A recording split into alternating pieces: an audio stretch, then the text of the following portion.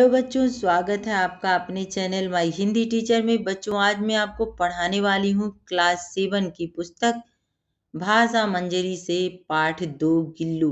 गिल्लू एक रेखा चित्र है। इस रेखा चित्र को हम लोग पढ़ेंगे बच्चों। इसको लिखा है महादेवी वर्मा ने।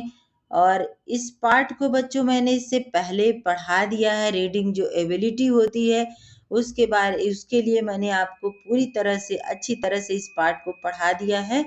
पाठ का सारांश भी बता दिया, लेकिन फिर से मैं आपको एक बार पाठ का सारांश बता देती हूँ। इस पाठ में गिल्लू एक छोटी सी गिलहरी है जो जिससे लेखिका यानी महादेवी वर्मा का आत्मीय संबंध स्थापित हो गया है। लेखिका ने पशु पक्षियों का एक अपना संसार बसाया हुआ है। उनके बहुत सारे पालतू जानवरों में बहुत सारे पशु पक्षी हैं जिनका उनके साथ बहुत ही आत्मीय संबंध है, लेकिन गिल्लू का कुछ ज्यादा ही उनके साथ आत्मीय संबंध रहा है। उसी परिवार में गिल्लू भी है जिसकी पूरी जीवन यात्रा की सुंदर एवं आकर्षक प्रस्तुति उन्होंने प्रस्तुत की है। इस पाठ में प्राणी मात्र के प्रति दया और मानवीय संवेदनाओं को चित्रित किया गया है। अब बच्चों, आपको लगता होगा कि सिर्फ मैं ऐसे ही बस पाठ के बारे में बता दे रही हूँ, तो महादेवी वर्मा के बारे में जो लेखिका है इस पाठ की उनका परिचय भी करा देती हूँ। महादेवी वर्मा का जन्म सन 1907 ईस्वी में उत्तर प्रदेश के फर्रुखाबाद में हुआ था।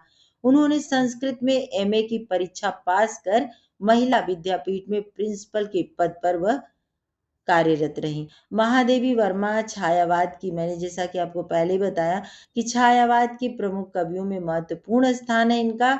और इनकी रचनाएं हैं दीप शिखा, नीरजा, यामा, अतीत के चित्र, स्मृति की रेखाएं, मेरा परिवार, रेखा चित्र इत्यादि। प्रमुख पुरस्कार मिला है इनको बच्चों पद्म भूषण और ज्ञानपीठ पुरस्कार। अब बच्चों, इतनी सी जानकारी, पाठ का सारांश भी हो गया, लेखिका का परिचय भी हो गया। इस पाठ से हमने क्या पढ़ा था उस पाठ में, और पाठ से क्या क्या सीखा। जैसे हम लोग ये रेखा चित्र क्या होता है, तो रेखा चित्र जैसे रेखा है तो ये रेखा चित्र आखिर होता क्या है, तो जैसा नाम से पता चल रहा है रेखा और चित्र। रेखा और चित्र यानी कोई ऐसी चीज है जिसके कोई ऐसा चित्र है जिसके इर्द गिर्द वो रेखा खींची जाती है, जिसके इर्द गिर्द ये पूरी कहानी घूमती है, वो है इस रेखा चित्र का सबसे बड़ा नायक गिल्लू। और गिल्लू कौन है? एक गिलहरी है। अब देखिए बच्चों, इस पाठ को आपने पढ़ा है, उस पाठ के बीच में एक जगह आया है कि गिल्लू जो है वह व्यक्तिवाचक संज्ञा है और गिलहरी जातिवाचक संज्ञा है। तो आप सबको पता है कि जो जाति का जिससे बोध होता है वो जातिवाचक संज्ञा होती है, और जिससे व्यक्ति का, स्थान का और किसी के नाम का बोध होता है तो वो व्यक्तिवाचक संज्ञा होती है। तो ये गिल्लू जो है वो व्यक्तिवाचक संज्ञा हो गया और गिलहरी जातिवाचक संज्ञा। तो बच्चों, अब हमने प्रश्न जो पाठ में आपके चैप्टर 6 प्रश्न आए हैं इस पाठ में, उन 6 प्रश्नों के उत्तर मैंने बनाया है, तो मैं आपको एक एक करके दिखा देती हूँ। चलिए अब उन प्रश्नों को देखते हैं बच्चों। पहला प्रश्न है, प्रश्न नंबर 1 है, सोन जूही को देखकर लेखिका को किसकी याद आ जाती है? तो सोन और क्यों? तो देखिए उत्तर है, सोन जूही को देखकर लेखिका को गिल्लू ने क्यों लेखिका को गिल्लू की याद आती, क्योंकि सोन जूही की लता के नीचे गिल्लू को समाधि दी गई थी। इस सब इसलिए महादेवी वर्मा उस लघुगात को याद करते हुए जूही के पीले फूलों में उसे महसूस करती हैं। यानी जो सोन जूही की फूल के पौधे थे, सघन हरितिमा में जाकर के जहाँ पर हरे हरे पौधे रहते थे और घने पौधे होते थे, उन्हीं पौधों के बीच में जाकर के वो गिल्लू क्या करता था? छुप जाया करता था। तो बच्चों, ये सारा इसका उत्तर है। आप लोग अपनी नोटबुक में लिख लीजिएगा। देखिए यहाँ पे सारा उत्तर है। ये हो गया आपका प्रश्न नंबर 1 कंप्लीट। प्रश्न नंबर 2 पर चलते हैं बच्चों। देखिए यहाँ पर प्रश्न नंबर 2 है,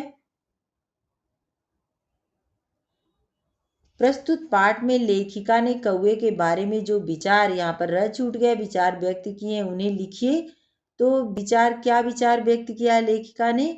कौवों को काक भुसुंडी भी कहते हैं। एक कौवे विचित्र जीव हैं, एक साथ समादरित, अनादरित, अति अवमानित, अति सम्मानित होते हैं। बच्चों, ये जो कौवों के बारे में कहा गया है, ये इस चैप्टर में आपको पाठ में के बीच में मिल जाएगा सारा प्रश्न का उत्तर, और आप लोग वहां से इसको लिख लीजिएगा। देखिए प्रश्न क्या है, प्रस्तुत पाठ में लेखिका ने कौवे के बारे में जो विचार व्यक्त किए हैं उन्हें लिखिए। तो इसमें काक भुसुंडी कहा गया और कौवे को विचित्र जीव भी कहा गया। एक साथ उसको समादरित, अनादरित, समादरित यानी सम्मान की दृष्टि से, अनादरित यानी अनादर की दृष्टि से, अति सम्मानित मतलब बहुत अधिक महत्वपूर्ण स्थान देना, अति अवमानित मतलब उसको अपमानित की दृष्टि से।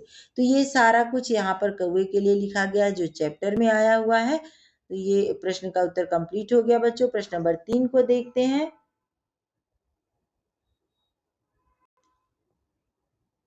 प्रश्न नंबर 3 है, बहुत समय बीत जाने के बाद भी लेखिका गिल्लू को क्यों नहीं भूल पाती है। तो देखिए उत्तर है इसका, बहुत समय बीत जाने के बाद भी लेखिका को गिल्लू की याद आ गई।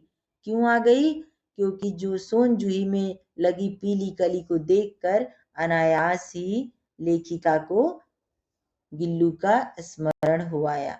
ये देखिए ये सारी लाइन आपकी इंपॉर्टेंट लाइन है। और सोनजूही, क्योंकि जो गिल्लू है वह सोनजूही की सघन हरितिमा में बैठा करता है, छुपा करता था। अब वो नहीं रहा, तो जब भी लेखिका उस पौधे के पास, सोनजूही के फूलों के पास जाती हैं तो उन्हें गिल्लू की याद आती है, और वो पीली कली को देखती हैं तो उन्हें ऐसा लगता है जैसे सही में गिल्लू आ गया हो फूल के रूप में बनकर उनके पास। चलिए बच्चों अगला प्रश्न, प्रश्न नंबर 4 देखते हैं। प्रश्न नंबर 4 को देखते हैं, लेखिका ने गिल्लू की प्रशंसा किन शब्दों में की। तो उत्तर है बच्चों इसका, लेखिका ने गिल्लू की प्रशंसा इन शब्दों में की है कि गिल्लू सोनजूही की लता की सघन हरितिमा में छिपकर बैठता था। वह मेरे निकट पहुंचते ही मुझे चौंका देता था। कैसे चौंकाता था उनको? तब मुझे कली की खोज थी, आज उस लघु प्राणी की खोज है। तो देखिए कितना आत्मीय संबंध लेखिका का गिल्लू के साथ रहा है। चलिए बच्चों प्रश्न नंबर 5 को देखते हैं। पांचवा प्रश्न है, देखिए पांचवा प्रश्न है, लेखिका ने गिल्लू के जीवन में प्रथम बसंत आने का वर्णन किन शब्दों में किया है। उत्तर है बच्चों,